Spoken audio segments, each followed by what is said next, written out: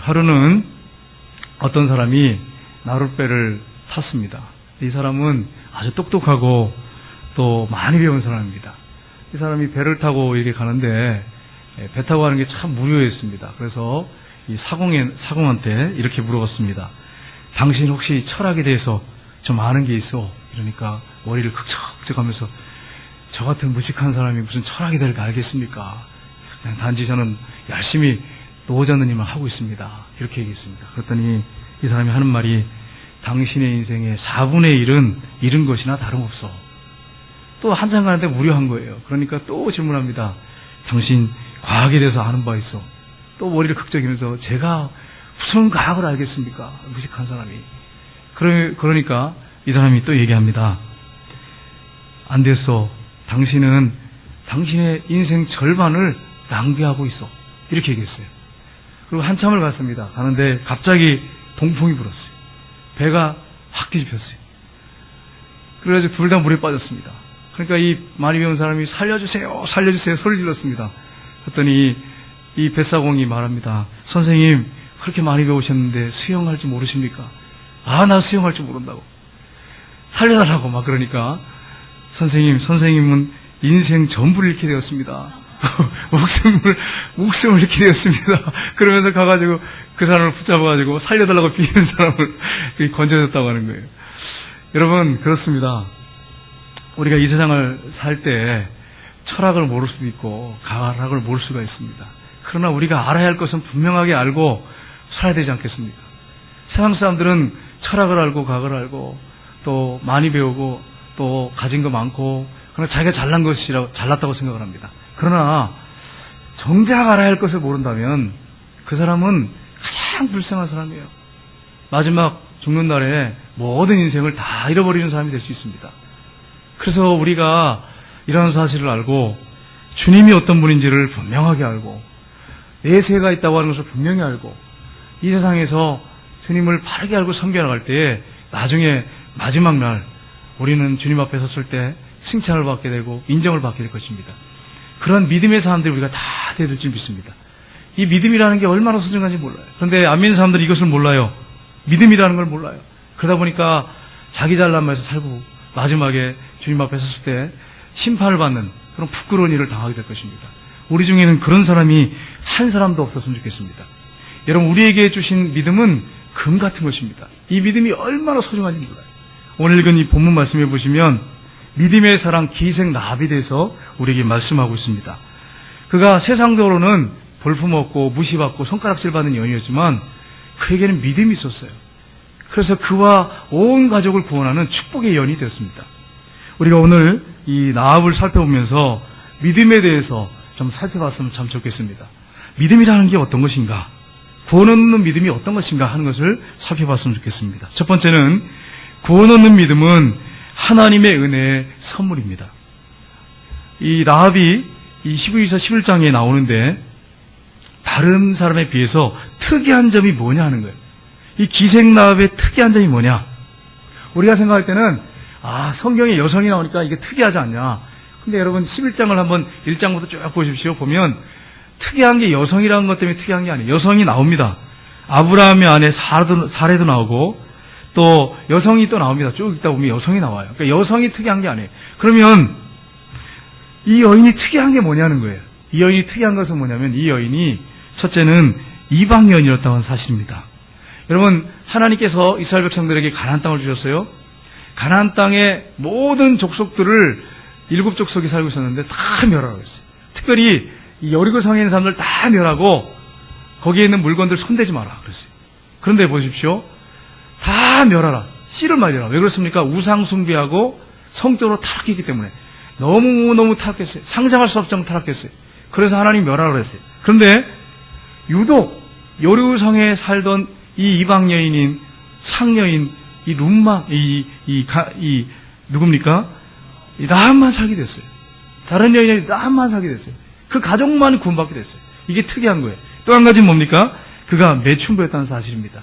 우리 한번 보겠습니다. 31절을 한번 읽어보겠습니다. 같이 읽겠습니다. 믿음으로 기생 라합은 정탐꾼을 평안히 영접하였으므로 순종하지 아니한 자와 함께 멸망하지 아니했도다. 이 말씀을 자세히 보세요. 믿음으로 기생 라합은 그랬어요. 근데 사실 기생 라합은 좀 좋은 표현을 이렇게 해놓은 거예요. 어느 상에 보면 매춘부라고 되어 있습니다. 매춘부, 창녀 이렇게 됐어요. 매춘부, 창녀 라합은 이런 뜻이에요. 여러분 이게 얼마나 비참합니까? 기생 라합, 이 매춘부 창녀예요. 이게 특이한 점입니다. 뭐가 특이하냐면 보십시오. 히브리서 11장을 쭉 보시면은 믿음의 사람들이 나와요. 믿음으로 아브라함은, 믿음으로 요셉은, 믿음으로 모세는 이렇게 돼 있어요. 근데 그 앞에 수식어가 없어요. 근데 보세요. 이 여인은 믿음으로 기생 라합은 이렇게 수식어가 붙었어요. 그럼 사실 이게 이 히브리서를 정상적으로 쓰여진다면 이렇게 써야 됩니다. 어떻게 써야 되냐면 믿음으로 족장 아브라함은, 믿음으로 애굽 총리 요셉은, 믿음으로 출애굽의 영웅 모세는 이렇게 되죠. 수식어를 다 붙인다면 다 붙여야죠. 근데 너무 부끄러운 과거를 왜 굳이 넣어가지고 믿음으로 이 매춘부인 라합은 이렇게 썼을까 하는 것입니다. 이게 얼마나 부끄러운 거예요. 수치스러운 일이잖아요. 여러분 몸을 팔고 술을 팔고 웃음을 파는 여인이에요. 사람들이 볼 때는 가장 천박한 여인, 너무너무 비참하고 불쌍한 여인이에요.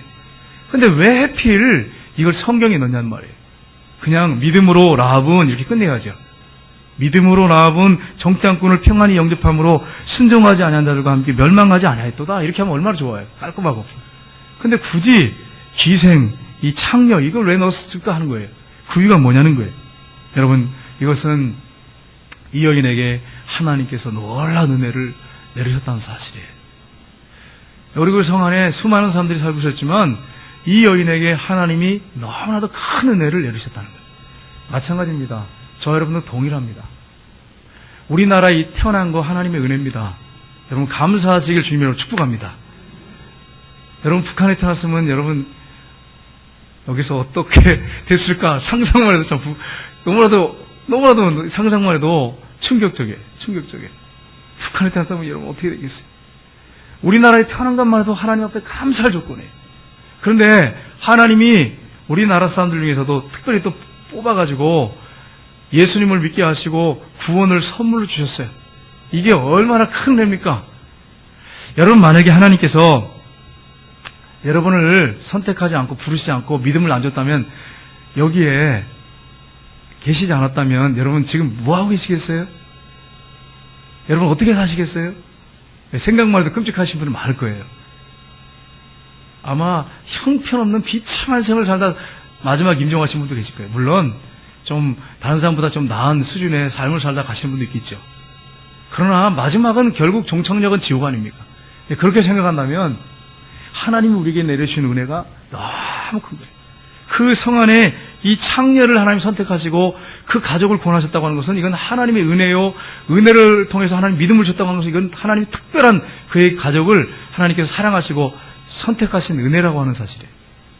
여러분 이것을 우리가 잊지 않아야 됩니다. 이걸 잃어버리면 교만해져요. 여러분 세계적인 부흥사였던 D.L. 무디 목사님, 그분이 집회할 때 수많은 사람들이 울면서 회개하고 돌아왔습니다.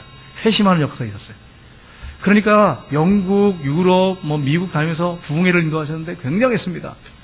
어느 날 이분이 집회를 인도하고 내려오니까 어떤 분이 손을 꽉 잡았어요. 안 놓고 막 감격스러워하면서 이렇게 얘기했습니다. 이렇게 위대한 하나님의 종을 뵙고 악수를 하니 무한 영광입니다. 그래서 이 손을 안 놓는 거예요. 그러니까 이 무대 목사님이 좀 놓으라고 하시더니 자리에 앉았어요. 그러더니 땅에 있는 흙을 쭉 이렇게 긁었어요. 그러더니 손을 붙잡고 흙을 붙잡고 있다가 이걸 손가락을 이렇게 쭉 폈습니다. 흙이 쭉 떨어졌어요. 그러니까 이 목사님이 이런 말을 했습니다. 하나님의 은혜가 아니었더라면 저는 보잘것없는 한 줌의 흙에 불과했을 것입니다. 나는 이렇게 아무짝에 쓸모없는 사람입니다. 그 얘기를 하셨어요. 여러분 그렇습니다. 우리가 그러한 겸손한 마음을, 왜요? 하나님의 은혜를 입었기 때문에 그러한 겸손한 마음을 가져야 돼요. 사도 바울이 어떤 사람입니까? 사도 바울이 어떤 사람이에요?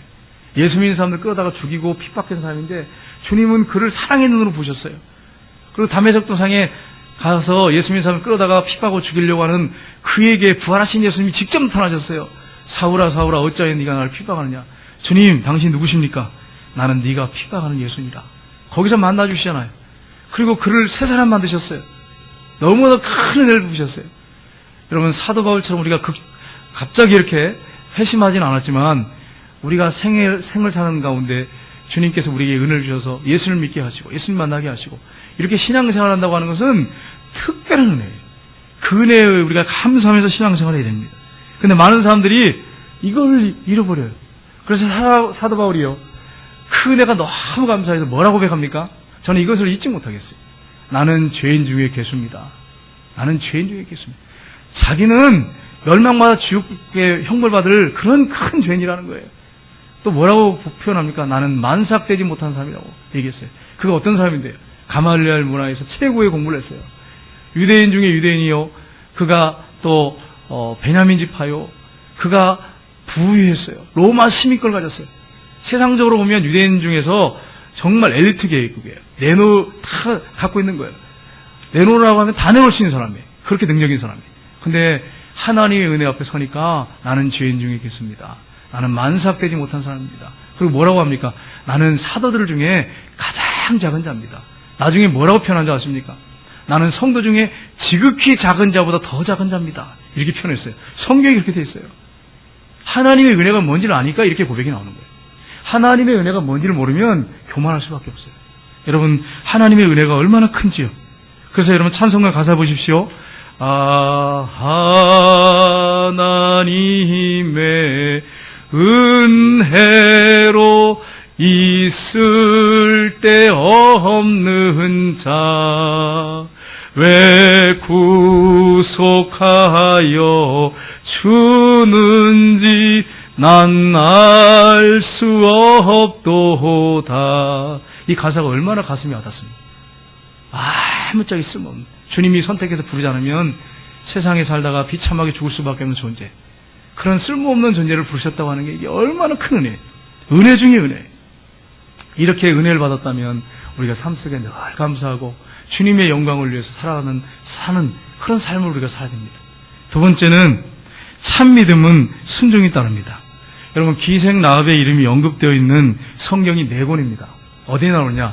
여호수아서 2장에 보시면 라합이 나오는데 정탐꾼을 숨겨줘서 그가 영접함으로 말미암아서 그 가족이 구원받았다 하는 내용이 쭉 자세하게 기록되어 있습니다. 그리고 둘째는 마태복음 1장입니다. 거기에 1장에 보면 예수님의 족보에 기생 라합이 나와요. 야, 여러분이 생각해 보세요. 이게 어떻게 족보에 들어갈 수 있어요? 여러분, 만약에 족보를 쓰신다면 기생 라합을 넣겠어요? 족보에 빼버리죠. 부끄러워가지고. 근데 그대로 나오잖아요. 적나라하게. 이 여인이 얼마나 큰 은혜를 받았는지를 보여주잖아요. 그리고 세 번째는 어디 나옵니까? 오늘 본문에 히브리서 11장 31절에 나오고, 또 어디 나옵니까?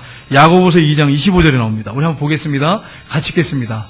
또 이와 같이 기생 라합이 사자들을 접대하여 다른 길로 나가게 할 때에 행함으로 의롭다함을 받은 것이 아니냐. 영혼 없는 몸이 죽은 것 같이 행함이 없는 믿음은 죽은 것이니라. 여기서도 뭐라고 나와요? 기생 라합이라고. 어디 가도 이 딱지를 떼지 않아요. 왜 이렇게 계속 딱지를 붙여 하나님께서 그대로 쓰게 하셨을까요? 하나님의 은혜가 얼마나 큰지를 우리에게 알려주시더라고요. 우리도 마찬가지잖아요. 근데 여기서 보세요. 이 말씀을 오해하시면 안 돼요. 여기 뭐라고 말씀하고 있냐면 행함으로 의롭다 하심을 받은 것이 아니냐, 이렇게 질문했습니다. 이걸 다른 말로 하면 행함으로 구원받은 게 아니냐, 이런 말이에요. 그럼 여러분, 우리가 구원받는 것이 행함으로 구원받습니까? 하는 질문이에요. 행함으로 의롭다함 받고 행함으로 구원받냐는 거예요. 이 말씀을 오해하면, 이 말씀을 있는 그대로 보면 그래요. 그래서 이걸 가지고 오해해가지고 잘못되게 해석하는 분들이 많이 있어요. 근데 이 말씀을 명확하게 하려면 이 야고보서를 쓴 이 야고보서 저자는 야고보 아닙니까? 야고보 사도가 서신서를 써서 보낼 때, 야고보서를 써서 보낼 때 그 대상이 누구냐는 것을 알아야 돼. 그 대상이 누굽니까? 예수 믿는 사람들이에요. 예수 안 믿는 사람들은 제외됐어요. 예수 믿는 사람들이 대상이에요. 근데 왜 이렇게 썼을까? 행함으로 의롭다함을 받은 것이 아니냐? 행함으로 구원받느냐? 하는 걸 우리가 질문해 볼 수 있잖아요. 그러면 안 믿는 사람들이 우리보다 선행을 더 많이 하는 사람 많습니다. 돈이 많으니까 자선 사업하고 고아원 세워주고 양로원 세워주기도 하고 또 막 1억 원씩 기부하고 뭐 지진 났다 그러면 거기 막 1억 원씩 기부하고 우리보다 선행 많이 하는 사람 많습니다. 그러면 행함으로 구원받는 거예요? 의롭게 되는 거예요? 하는 부분이에요. 여기서 말씀하는 게 무슨 말씀이냐면 너희가 예수님을 주님으로 받아들였고 구원받는 삶이라고 한다면 예수님이 너희의 주인이라면 믿음을 가졌다고 한다면 당연히 행함이 따른 게 아니냐. 행함으로 그 믿음을 보여줄 게 아니냐. 이런 말씀이지 너희들이 행함으로 구원받고 너희들이 행함으로 구원받고 그걸 얘기하는 게 아니에요. 그러니까 이 말씀을 제대로 알아셔야 돼요. 너희들이 예수님을 주인으로 고백하고 받아들였다면 그게 정말 사실이라면 그게 행함으로 나와야 되는 게 아니냐. 그래서 그걸 증명해 보여야 되는 게 아니냐. 그것을 너희가 행함으로 의롭다함을 받은 것을 보여주는 게 아니겠느냐. 그 믿음을 보여주는 게 아니겠느냐. 안 믿는 사람들에게 하는 것을 강조하기 위해서 이렇게 쓴 거지 너희들이 행함으로 의롭다 받는다 구원받는다 그걸 강조하게 쓴 게 아니라고 하는 것을 여러분이 이것을 알아야 됩니다. 여러분 이 라합이요 정탐꾼들을 숨겨줄 때가 어느 때입니까? 전시체제에 있을 때 전시체제. 무슨 말이냐면 이스라엘 백성들이 여호수아 인도를 받고 이제 요강강을 막 건넜어요. 건너가지고 여리고성을 점령할 때가 딱 됐어요. 점령하면 되는 거예요. 전시체제잖아요. 지금 이 여리고성 하는 사람들은 긴장하고 있어요. 왜요? 막 마음이 녹았어요. 하나님이 이스라엘 백성을 통해서 행한 일들, 막 홍해를 가르고 막 주변의 나라들을 점령하고 오고 막 이게 들으니까 막 마음이 녹았다, 간담이 녹았다 그랬잖아요. 그게 전시체제란 말이에요. 근데 만약에 전시체제인데 정탐꾼들이 여리고성을 들어왔어요. 그래서 숨겨줬어요. 이게 들고 나면 어떻게 되는 거예요? 자기 죽는 거예요. 가족들 다 죽는 거예요. 끌려가서. 삼족이 멸망할 수 있어요. 그런 지금 한 두려움에 있는 때예요. 그런데 정탐꾼을 숨겼다는 말은 무슨 말이냐면 자기가 믿는 믿음을 확실하게 갖고 있었을 뿐 아니라 죽음은 죽으리라고 하는 그런 믿음을 가지고 있었다는 거예요. 죽음은 죽으리라. 나 정탐꾼을 숨겼다 내가 죽고 우리 가족들 다 혹시 끌려가서 죽어도 난 하겠다는 거예요. 하나님은 살아계시다는 거예요. 하나님은 하늘과 땅의 하나님이라는 거예요. 이걸 확실하게 믿고 있었다는 거예요. 이걸 믿음으로 보여줬다는 거예요. 어느 교회에서 했던 일입니다. 어떤 교회에서 목사님이 여집사님한테 질문을 했어요. 집사님, 오늘 죽는다면 천국에 갈 자신 있으십니까? 예, 있습니다, 목사님. 목사님도 아멘. 얼마나 기쁘겠어요. 이런 그 고백을 든다면. 또 질문했습니다. 목사님이 만약에 공산당이 와가지고 집사님 머리에다 총을 탁 대고 예수 믿으면 죽인다 그러면 믿으시겠습니까? 안 믿으시겠습니까? 이랬어. 그럼 여러분 어떻게 하시겠어요? 여러분 어떻게 하시겠어요? 공산당이 와가지고 여러분 머리에다 총을 탁 대서 예수 믿으면 죽여 너. 안 믿으면 살려줄게. 안 믿는다고 한마디만 하면 살려줄게. 여러분 어떻게 하시겠어요? 뭐라고 하시겠어요? 답을 잘 못할 거 아니에요, 그죠? 물론 여기 계시면 수요 예배 정도 나올 정도면 난 죽음을 각오했습니다. 이 정도 돼야죠. 이 집사님이, 목사님, 예, 저는 끝까지 예수 믿겠습니다. 그러니까, 목사님이, 아멘. 얼마나 감사해요. 너무너무 좋았어요. 근데 목사님이 가만히 생각하니까, 이 집사님이 11조 생활을 안 하는 거야. 그래가지고, 이랬어요, 목사님이. 그러면 집사님, 하나님께서 명령하신 12조 생활을 하고 계십니까? 이렇게 하니까 갑자기 소리가 축 죽어 들어왔어요. 죽어 들어가더니 하는 말이 아니요. 아직 11조를 못하고 있습니다. 이렇게 얘기했어요. 여러분 가만히 생각해 보세요. 여러분 집에 강도가 들었어요. 칼을 막 겨누면서 있는 거 다 내놔! 돈 내놔! 그럼 여러분 정상적인 사람은 어떻게 합니까? 목숨만 살려주십시오. 네, 목숨만 살려주면 다 되겠습니다. 이게 정상적이잖아요.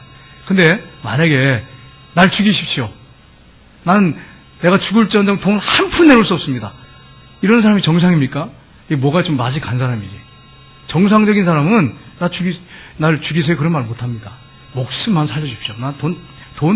이 집에 있는 거 다 가져가십시오. 내 목숨만 살려주십시오. 이게 정상적이죠. 제가 왜 이 말씀 드리냐면 공산당이 총을 들이대가지고 너 예수 안 믿으면 죽인다 그랬을 때 죽이려면 죽이라고.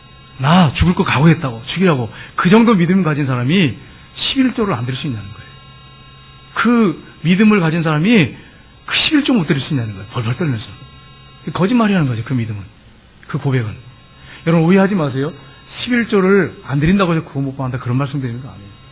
11조 안 드려도 구원 받을 수 있어요. 예수님 믿음으로 확실한 믿음을 가지고 구원 받을 수 있어요. 그러나 그 믿음이 행함으로 나타나야 된다는 거예요. 예를 들어서 우리 교회 성도님들이, 집사님들이 11조를 드리는 게 당연하죠. 근데 남편이 안 믿어. 그러면 어떻게 하겠어요? 핍박이 오고 하니까 남편이 벌어온 돈인데 그걸 내가 마음대로 할 수 없지 않습니까? 그러면 적어도 생활시장에 11조는 드려야 되잖아요. 근데 그것도 안 드리면서 물건을 쪼개면서 내가 하나님 앞에 11조를 드려야 되는데 그 돈을 아껴가면서 물건 좀 저렴한 거 쓰면서 그리고 드리려고 하는 그 믿음이 있어야지. 행함으로 나타내야지.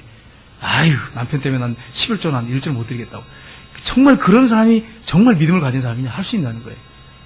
그렇게 고백할 수 있냐는 거예요. 이런 부분이에요. 여러분, 성경에 말랍게 보면 뭐라고 말씀했습니까? 하나님께서 명령하셨죠. 11조를 드리라고 말씀하셨어요. 11조를 안 드리면 뭐라고 하셨어요? 도둑이라고 하셨어요. 도둑. 여자는 뭐라고 할까요? 하나님께서. 남자는 도둑놈이라고 하지만 여성한테는 제가 못하겠어요. 예, 그렇게 말씀하시겠죠. 얼마나 부끄럽겠어요. 여러분, 하나님이 그렇게 말씀하세요. 도둑이라고 말씀하셨어요. 남자는 도둑놈이라고 한 말씀 없지만 다른 말로 하면 도둑놈이야 너는, 그런 얘기예요. 근데 거기 시험하러 했잖아요. 11조를 내라고 하시면서 언제나 11조를 내서 내가 축복하지 않나 시험해보라고 그랬잖아요. 다른 건 말씀하셨는데 그 부분은 시험하라고 했잖아요. 근데 11조를 안 내면 정말 그게 믿음이 정말 진정한 믿음이냐 하는 거예요. 한번 생각해 보세요. 여러분, 하나님께서 우리가 11조를 들 때 믿음으로 드린 걸 받으십니다. 예수 믿는 사람 중에 11조 안 드리는 사람 아무도 없습니다. 하나님의 자녀는 다 11조 드립니다. 안 드리는 사람도 11조 드립니다. 이게 무슨 말이냐면, 우리는 이제 여기 있는 분들은 믿음으로 드리죠. 드리는데 어떤 분들은 11조가 아까워서 믿음이 없어서 못 드려요. 사실은 못 드리는데, 하나님이 질병이든지 문제든지 사고든지 도둑이 들어서 하든지 다 가져가십니다. 11조를 안 가져가는 사람 한 사람도 없어요. 다 받아가세요. 제가 이제 물어보고 이렇게 해보면서 듣는 얘기들 다 들어보면 종합해보면 결론이 뭐가 나오냐면 11조 안 받아간 사람 하나도 없으면 다 받아가십니다. 하나님께서. 어떤 집사님이 이런 얘기 하는 거예요. 우리 교회 집사님이에요. 목사님 11조를 안 드렸대. 왜냐니까 기도를 했는데 하나님 응답을 안 주시더래. 계속 기도를 드리는데. 그래서 화가 나가지고 하나님 나 11조 안 드립니다. 그래가지고 11조를 안 드리고 드릴 때까지 나 이거 안 드립니다. 그렇게 이제 숨겨놨다는 거예요. 근데 도둑이 와가지고 싹 가지고 갔더래. 더 가지고 갔더래. 폐물까지 싹. 그런 분이 계셨어요. 여기 안 계셨어요. 말씀드려요. 실명을 걸면 큰일 나니까 말씀 못 드려요. 하나님이 다 가지고 가세요. 11조 안 드리는 사람 한 분도 없습니다. 예수 믿는 사람은요, 하나님이 다 아시잖아요. 자기 자녀 11조 다 가지고 가십니다. 왜? 하나님이 내 거라고 하셨으니까. 내 거를 하나님 손해보시는 분 아니에요. 하나님이 어떤 분인데 손해보시는 분이에요? 하나님이 정확하신 분이에요. 셈이 정확하신 분이에요. 근데 그분이 11조를 안 걷어가실 것 같아요? 다 걷어가십니다. 그러니까 자원해서 믿음으로 드리든지 아니면 그거 숨겨놓고 안 드리고 막 이렇게 있다가 사고 나든지 뭐 문제가 생겨서 가져가시든지 어떤 방법을 다 가져가십니다. 그러니까 그렇게 드리시겠습니까? 아니면 그냥 감사해서 믿음으로 드리시겠습니까? 여러분이 결정하셔야 돼요. 수요예배 정도 나오면 11조 안 드릴 분은 없겠죠. 다 드리는데 제가 왜 이 말씀드리냐면 이제 높아심으로 말씀드려요. 믿음이 있다면 그게 행함으로 나타나야지. 말로만 믿습니다 그러면 행함을 보이라 그러면 뭐라 하시겠어요? 행함이 안 나타나는데. 여러분, 믿음은 행함으로 나타나야 됩니다. 그게 진짜 믿음이지요. 그런데 여러분 놀라운 것은요, 세 번째는 믿음에는 보상이 있다고 하는 사실입니다. 자신의 목숨을 걸고 정탐을 숨겨줬어요. 죽음은 줄이라. 우리 가문이 다 멸망당해도 난 살려주리라. 하나님 살아계시지 않냐. 그래서 숨겨줬어요. 정탐을 숨겨줬어요. 어떻게 됐습니까? 여호수아 6장 17절 보겠습니다. 한번 보겠습니다. 같이 읽겠습니다. 이 성과 그 가운데 있는 모든 것은 여호와께 온전히 바치되 기생 나아가 그 집에 동거하는 자는 모두 살려주라. 이는 우리가 보낸 사자를 그가 숨겨주었음이라. 이 말씀은 여호수아가 여리고성이 무너진 순간에 이제 쳐들어가면서 한 얘기입니다. 이 여인을 살려주라는 거예요. 기생나합을. 여기서도 분명히 언급하죠. 기생나합. 그 집에 동거하는 모든 자를 살려줘라. 그 가족들, 일가 친척들 다 살려줘라. 같이 있으면 그 집에 다 모아놓고 있으라고 했거든요. 다 살려줘라. 이렇게 지금 얘기하고 있는 것입니다. 여러분, 이 여인이, 이 기생나합이 붉은 줄을 그 정탐꾼 내려보낸 그 창문에다가 달아놨어요. 다 가족들 모아놨어요. 그래서 정말 가족들이 다 구원받게 됐어요. 그리고 예수님의 족보에 올라갔어요. 이 기생나합이. 얼마나 큰 축복을 받았습니까? 성경은 뭐라고 말씀하고 있습니까? 주 예수를 믿으라. 그러면 너와 내 집이 구원을 받으리라. 이게 얼마나 큰 축복이에요. 믿음의 그 결단, 믿음의 순종은 반드시 하나님의 보상이 있다고 하는 것을 우리에게 보여줍니다. 말씀대로 순종했을 때 여러분 어떤 일이 벌어졌습니까? 그만 구원받은 게 아니에요. 그 부모, 형제, 아버지 가족들이 다 구원받았어요. 살았어요. 그 성의 사람들이 다 죽었는데 그 가족 가문만 다 살았어요. 기생, 그 집안이 다 살았어요. 믿음으로 다 살았어요. 믿으면 보상이 있다고 하는 것입니다. 우리 히브리서 11장 6절 보겠습니다. 한번 같이 읽어보겠습니다. 믿음이 없이는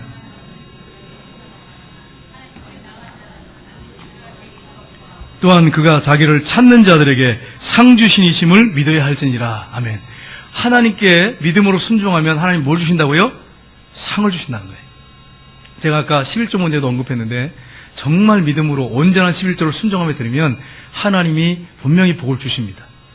그걸 잊지 마셔야 돼요. 여러분 성경에 보십시오. 베드로가 밤새도록 그물 던졌어요. 한 마리도 못 잡았어요. 그런데 새벽녘에 예수님이 베드로 배를 타셨어요. 사람들이 지금 모여왔어요. 예수님 배에 앉으셨어요. 배를 빌려달라고 하시고요. 거기에 있는 사람들에게 천국 복음을 증거하시고 말씀을 가르치셨어요. 말씀을 다 전하신 다음에 예수님이 베드로에게 뭐라고 말씀합니까? 깊은 데 가서 그물을 던져 고기를 잡아라. 근데 베드로가 뭐라고 얘기합니까? 밤새도록 그물을 던졌지만 한 마리도 잡지 못했지만 내가 말씀에 의지하여 그물을 던지겠습니다. 그리고 가가지고 그물을 던졌는데 고기를 잡았는데 얼마나 많이 잡았던지 그물이 찢어질 정도였어요. 그래서 이 동물을 손짓해가지고 불러가지고 다른 배에 있는 동물을 불러가지고 그물을 끌어올렸어요. 양배에 가득 차는 만선이 됐어요. 그러니까 베드로가 놀래가지고 어떡합니까? 예수님 앞에 무릎을 탁 꿇더니 주여 나를 떠나소서 나는 죄인으로서이다. 이런 고백을 하잖아요. 예수님이 어떤 분인지를 확실하게 알게 됐잖아요. 여러분 베드로가 밤새도록 이 잔뼈가 굵은 사람이 평생을 고기 잡은 사람이 고기 많은데 왜 모르겠어요? 한 마리도 못 잡았어요. 근데 예수님 말씀에 순종해가지고 그물 한 번 던졌는데 가득 차는 만선되는 축복을 받았어요. 뭘 보여주냐면 오늘날도 믿음으로 순종하면 하나님께서 분명히 보상하신다고 하는 거예요. 히브리서 오늘 11장 6절에도 말씀하고 있죠. 그가 자기를 찾는 자들에게 믿음으로 자기를 찾는 자들에게 상 주신이심을 믿어야 할지니라. 하나님 주시는 분이에요. 여러분 이 라합을 보세요. 라합이 누굽니까? 기생이잖아요. 예수님의 족보에 오를 수가 없는 사람이에요. 말도 안 되는 사람이에요. 근데 마태복음 1장에 보면 아브라함과 다윗의 자손 예수 그리스도의 세계라. 아브라함이 얼마나 귀한 사람인데요. 자기 아들을 바칠 정도로 그렇게 믿음으로 살았던 사람인데 하나님이 족보에 넣었잖아요. 그런데 보세요. 그 가문을 쭉 보시면 다윗이 나와요. 다윗이 얼마나 위대한 하나님의 사람입니까? 이세 아들 다윗을 만나면 내 마음이 합한 자로다. 그렇게 칭찬했잖아요. 솔로몬이 나와요. 근데 그 족보에 창녀인 라합이 나와요. 기생 라합에게서. 근데 여러분 기생 라합이 쭉 보세요. 그 족보를 보시면 하나님이 그에게 얼마나 복을 주셨는지. 물론 예수님이 그 여인의 혈통을 받은 건 아니죠. 그러나 믿음의 가문 안에서 그 안에 그 족보에 그 여인이 이름이 들어갔다고 하는 것은 얼마나 큰 축복입니까? 그래서 여러분 우리가 성경 읽을 때마다 기생 라합이 예수님이 족보에 있는 것을 날마다 읽지 않습니까? 얼마나 복을 받은 여인이 됐습니까? 그렇습니다. 믿음으로 순종하는 사람에게는 하나님 보상하십니다. 자기가 생명을 잃을 수 있어요. 자기 가문이 다 죽을 수 있어요. 그런데 정탐꾼을 살려줬어요. 그 믿음을 행동으로 보여줬을 때 하나님이 기적을 행하셨어요. 마찬가지로 저 여러분이 믿는다면 그것이 행동으로 나타날 수 있도록 하셔야 됩니다. 그러면 하나님이 보상하십니다. 이러한 축복의 역사가 저와 여러분의 가정에 있기를 주님의 이름으로 축복합니다.